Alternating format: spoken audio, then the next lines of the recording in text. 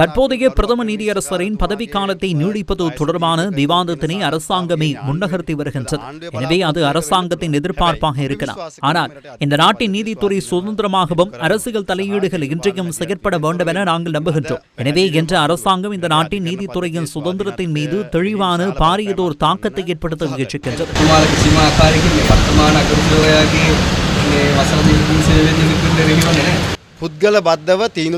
நபர்களை மையப்படுத்தி தீர்மானங்கள் எடுக்கப்படக்கூடாது என்பதுதான் எமது நம்பிக்கை. ஏனென்றால் நாம் வரலாற்றிலும் நபர்களை மையப்படுத்தியே தீர்மானங்களை எடுத்தோம். ஜனாதிபதி மஹிந்த ராஜபக்சவின் காலத்தில் நாங்கள் கொண்டு வந்திருந்தோம் 3 முறை போட்டியிடலாம் என்று நபர்களை மையப்படுத்தி. அதன் பின் கொண்டு வந்தோம் 30-35 வயது என. ஏன் நபர்களை மையப்படுத்தி? அதன் பின்னர் இரட்டை குடியுரிமை உள்ளவர்கள் போட்டியிட முடியாது என்று ஏன் நபர்களை மையப்படுத்தி கொண்டு வந்தோம்? ஆக வரலாற்றிலிருந்து பாடங்களை கற்றுக்கொள்ள வேண்டும் அல்லவா?